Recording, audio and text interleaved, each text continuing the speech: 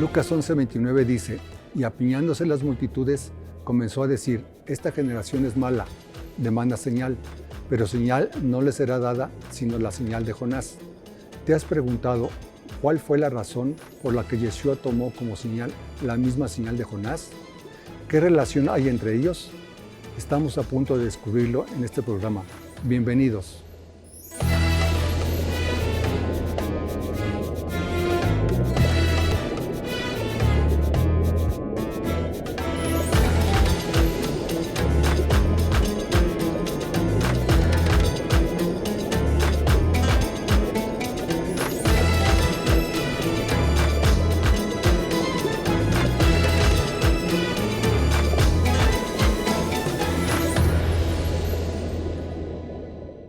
Liliana, ¿cómo estás? Te saludamos nuevamente desde México. Bueno, un saludo muy cariñoso para todos. Buenos días o buenas tardes, donde sea que nos estén viendo. Bueno, seguimos con la enseñanza. Liliana, ¿cuál fue la razón para que Yeshua anunciara que le daría la señal de Jonás de permanecer 3 días y 3 noches en el corazón de la tierra? Esa pregunta, Gerardo, es muy interesante porque nosotros aprendimos y sabemos que se cumplió literalmente, porque pues es que no dudamos ni un momento de la divinidad de Yeshua. Pero pocas veces hemos relacionado esos 3 días y 3 noches al plan del Eterno en la escritura que hemos venido estudiando a lo largo de todos estos programas. La realidad es que no hubo ni una palabra, ni una parábola, ni un milagro de Yeshua que no estuviera relacionado de una manera profunda con el plan del Eterno para todas las naciones. Fíjense que cuando nosotros estudiamos el libro de Jonás, nosotros encontramos cuál es la relación que hay en el mensaje.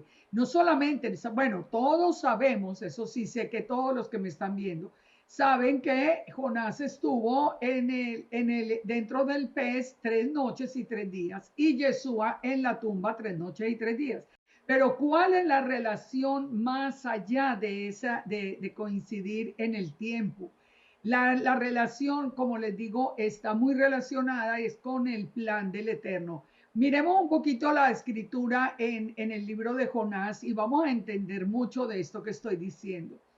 En Jonás, en el capítulo 1, nos dice, vino palabra de Yahweh a Jonás, hijo de Amitai, que significa mi verdad, diciendo, levántate y ve a Nínive, a aquella gran ciudad, y pregona contra ella, porque ha subido su maldad delante de mí. Y dice que Jonás se levantó, pero para huir de la presencia del Eterno a Tarsis, y descendió a Jope y halló una nave que partía para Tarsis. Y pagando el pasaje entró a ella lejos de la presencia del Eterno. Hasta ahí nosotros que vemos, ¿por qué Jonás no quería ir a Nínive? El punto es que Nínive era una ciudad pagana, Nínive era una ciudad asiria, era muy cercana a la actual Mosul en Irak. Y Nínive estaba mencionada únicamente relacionada en las escrituras con Nimrod, en Génesis 10 del 7 a 11. Estaba también relacionada con el culto a la diosa Istar y a todos esos dioses paganos. O sea, era una ciudad absoluta, no solamente gentil, sino absolutamente pagana. Además, era una amenaza para Israel. ¿Por qué? Recordemos que la casa de Israel finalmente fue llevada en cautividad por los asirios. Así que el Eterno le estaba diciendo a Jonás que fuera a la casa, que fuera a Nínive, a llevar un mensaje del Padre. Entonces ahí entendemos por qué él no quería ir. Él era de la casa de Israel. Jonás era un profeta nacido en Galilea, en la tierra de Zabulón y Neftalí, nos dice la palabra. Así que él no podía entender cómo el Padre lo estaba mandando a llevar un mensaje digamos que a sus propios enemigos, a los que finalmente iban a venir a destruir la casa de Israel. Pero detrás de esta historia todavía hay cosas más interesantes. La primera, ¿qué significa Nínive? Recuerden que en este regreso a las raíces hebreas de nuestra fe, encontrar el significado de los nombres nos da una gran interpretación de los textos. Porque ¿qué significa Nínive? Nínive significa casa del pez. ¿Y quién había sido comparado con peces? Lo hemos estudiado en muchos de los programas anteriores. Efraín y Manasés. Efraín y Manasés, ellos iban a ser contados, iban a ser levantados como una tribu más de Israel, se iban a multiplicar como peces en la tierra. Recordemos que cuando Yeshua, esta relación la hemos estudiado, porque Yeshua dijo que él había venido a buscar a las ovejas perdidas de la casa de Israel. Por lo tanto, cuando Yeshua nombra a los discípulos y a todos los que llevamos la palabra como pescadores de hombres, él nos está diciendo que nosotros tenemos que salir a pescar, entre comillas, digamos, a pescar a esos peces de Efraín. Por lo tanto, que Jonás tuviera que ir hasta Nínive, a la casa del pez, era una manera profética de anunciar la obra de Yeshua. Porque Jonás, que era de la casa de Israel, iba a ir a llamar a todo, iba a buscar esos peces, iba a ser pescador de hombres. Ahora, recordemos que es muy importante en la historia, cuando nosotros vemos la historia, de Jonás, nosotros vemos, por ejemplo, en el verso 4, perdón, del capítulo 1, que el Eterno hizo levantar un gran viento en el mar y hubo en el mar una tempestad tan grande que se pensó que se partiría la nave. Y los marineros tuvieron miedo y cada uno clamaba a su Dios. Y echaron al mar los enseres para descargarla de ellos, pero Jonás estaba en el interior de la nave y estaba durmiendo. Nosotros encontramos, cuando estamos viendo los evangelios, encontramos una similitud muy, muy grande con aquella ocasión cuando Yeshua está con los discípulos en el medio del mar y también está durmiendo en el fondo de la barca.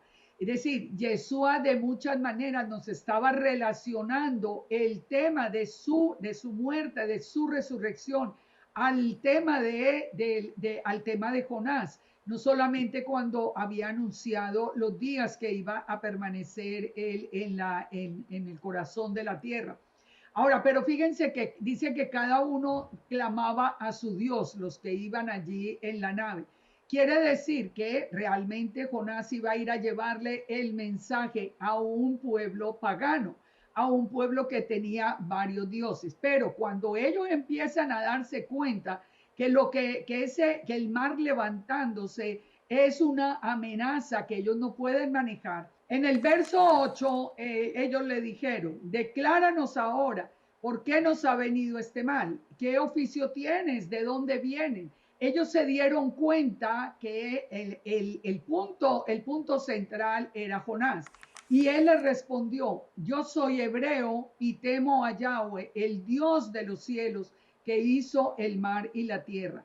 Y dice que esos hombres temieron en gran manera y ellos mismos habían entendido que era la ira del Eterno la que estaba en aquel momento provocando toda esta situación.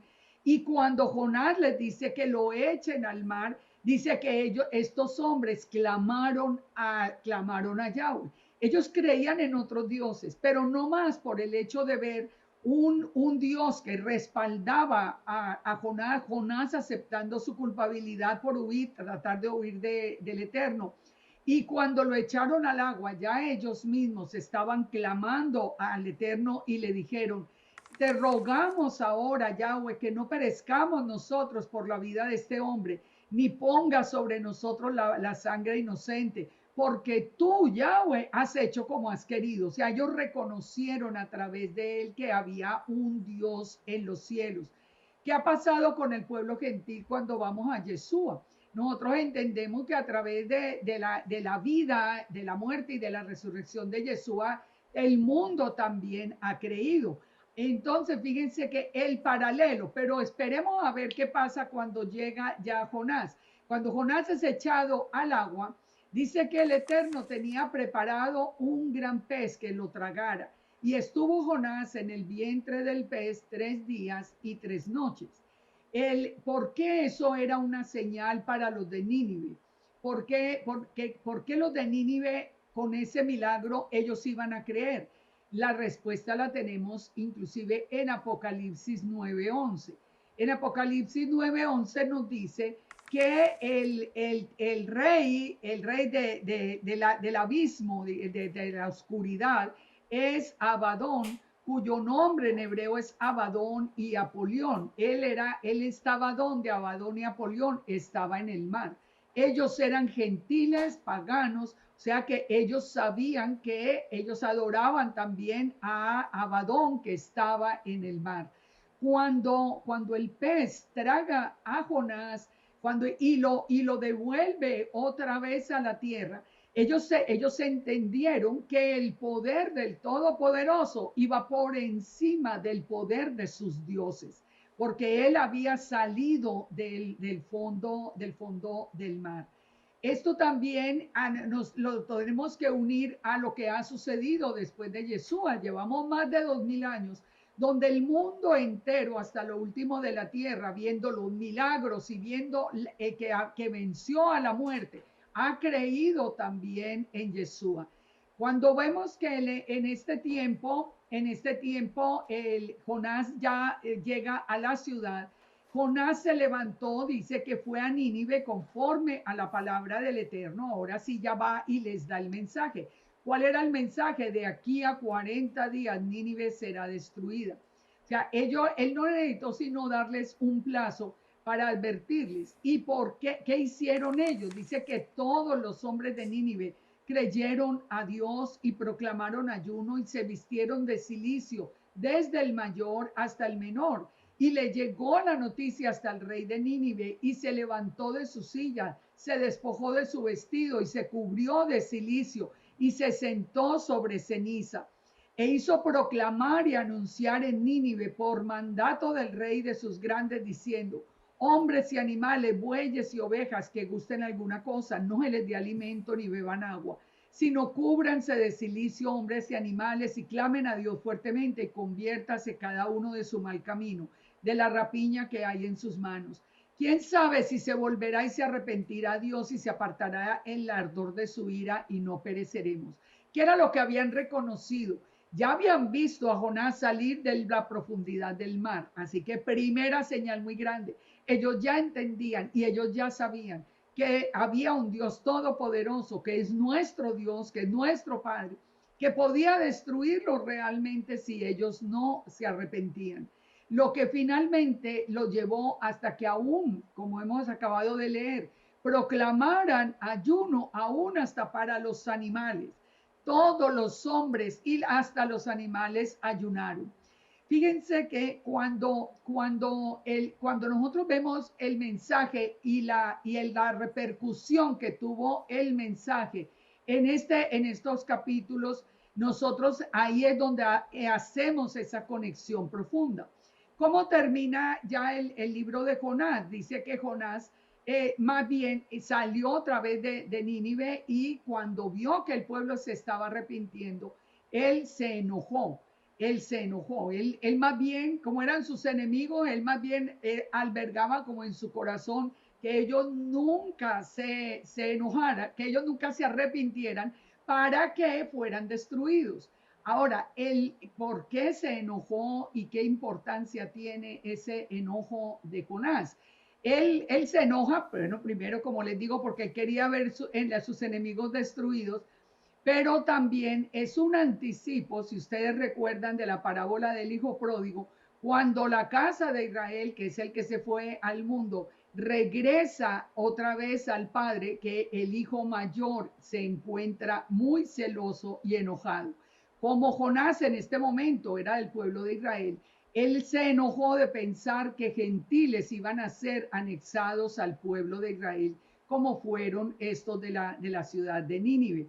Dice entonces que Jonás salió y acampó y ya se preparó como para ver la destrucción, pero finalmente el Eterno lo que le expresa a él es la misericordia tan grande que él tiene con toda la humanidad. Cuando lo ve tan enojado y después de que él ha construido una calabacera para cubrirse del sol y esa calabacera es quemada, el Eterno le dice: tuviste tu lástima de la calabacera en la cual no trabajaste, ni tú la hiciste crecer, que en espacio de una noche nació y en espacio de otra noche pereció, y no tendré yo piedad de Nínive.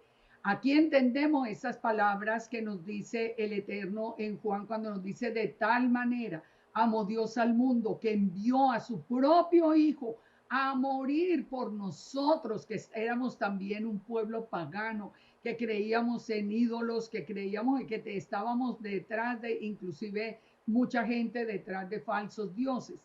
Ahí es donde nosotros entendemos la similitud del mensaje y entendemos la grandeza de la misericordia de nuestro Dios.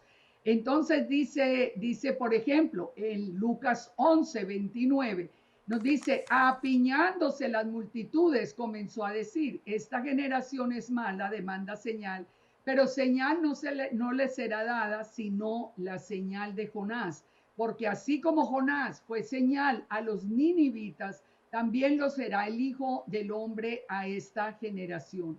O sea, fíjense la conexión que acabamos de ver.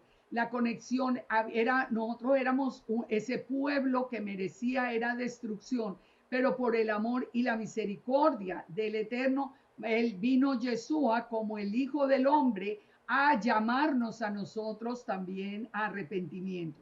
Entonces, concluyamos esto: la salvación era para quién, en este caso para la casa de Israel.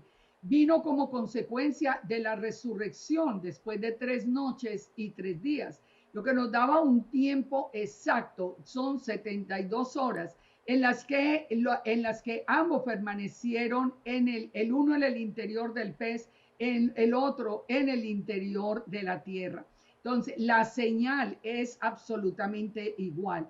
Una señal que corresponde también al profeta Oseas, cuando nos dice que él nos daría vida después de 2 días. Fíjense, siempre viene toda la escritura en armonía, porque recordemos que es palabra del Eterno que nos ha sido revelada a través del Espíritu Santo. Entonces, Jonás fue llamado a hablarle a la casa de Israel. Yeshua dijo: yo vine a buscar a las ovejas perdidas de la casa de Israel. Jonás era de Galilea. Jonás era un hombre que lo vamos a entender cuando estudiemos inclusive la parábola del samaritano. Vamos a entender por qué Jonás, que era de Galilea, de la casa de Israel, tenía que haber ido hasta Nínive. Concluyamos entonces esta parte diciendo: bueno, Jonás salió de la tierra, salió del fondo del pez y todos creyeron por el poder. Nosotros sabemos que hasta hoy nadie ha podido negar la resurrección de Yeshua, y esa resurrección de Yeshua ha movido al mundo a venir en arrepentimiento al Todopoderoso, porque el mensaje llegó hasta lo último de la tierra. Bien. A ver, Liliana, Jonás oró desde el vientre del pez. ¿Sabemos si Yeshua oró también?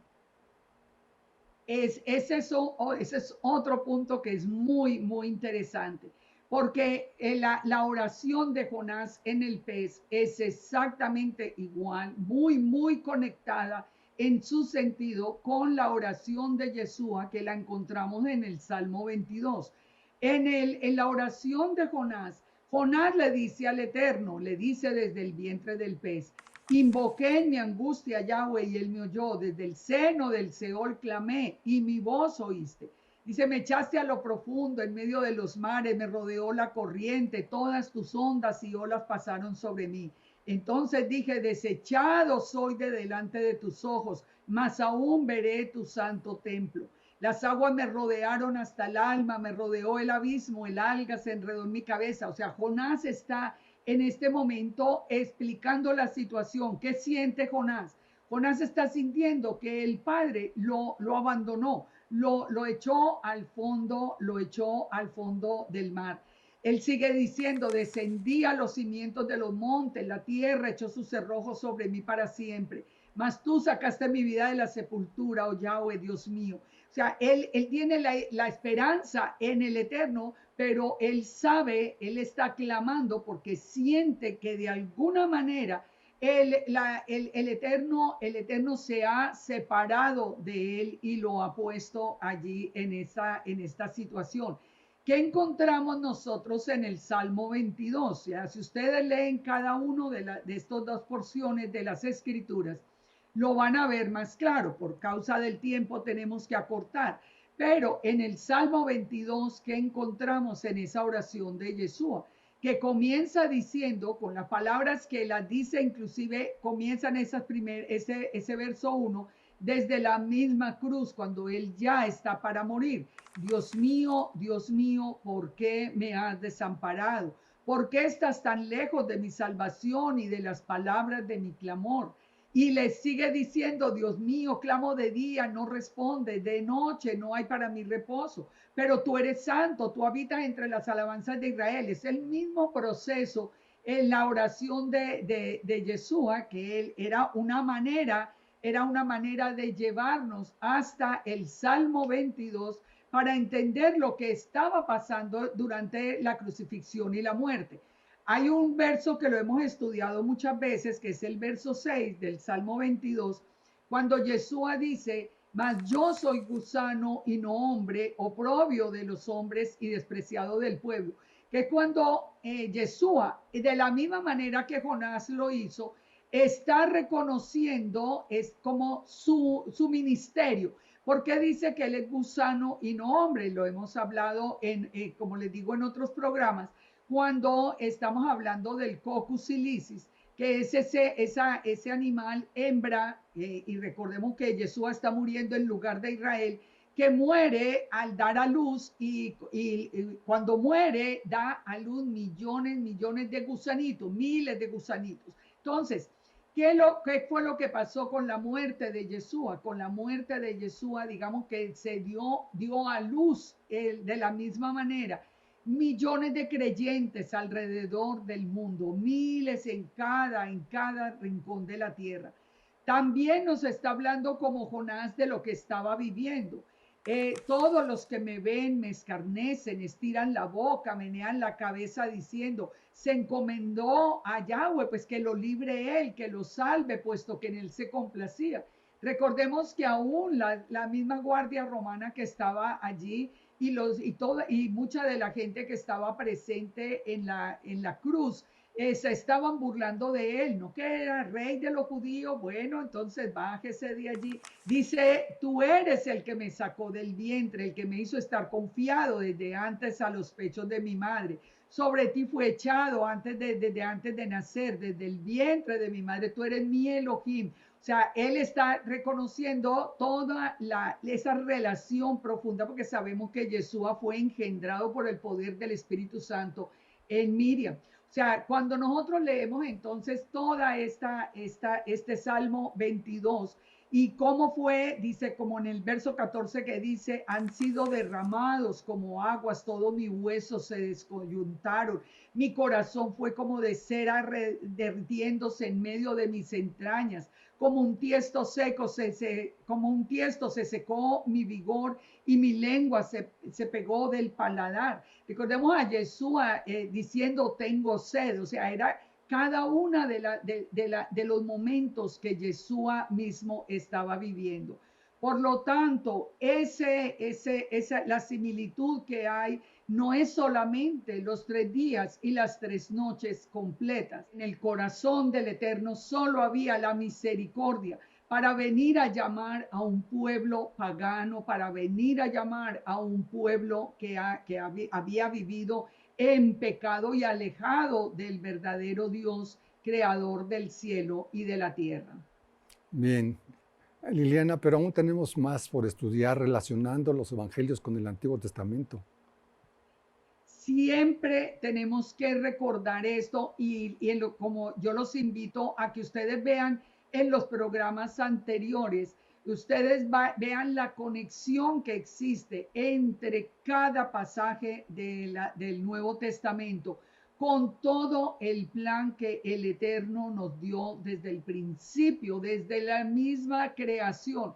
Es que es un plan tan perfecto. Nosotros habíamos aprendido como que nosotros pertenecíamos nomás al Nuevo Testamento, al Nuevo Pacto, pero no es verdad. No. Hoy estamos conectando todo y descubriendo así inclusive nuestra identidad israelita, que es lo más importante que el Padre nos está revelando en este tiempo, porque nuestra fe en Yeshua, en Jesús, sigue intacta. Es la misma que recibimos desde el principio, pero hoy estamos añadiendo a ese privilegio de tener a Yeshua en nuestra vida, estamos añadiendo el privilegio de entender nuestra identidad, de entender que pertenecemos a ese pueblo, y por eso los invitamos a que también sigan estudiando y sigan viendo y vean los programas anteriores y los futuros, porque siempre vamos a estar estableciendo esa profunda conexión.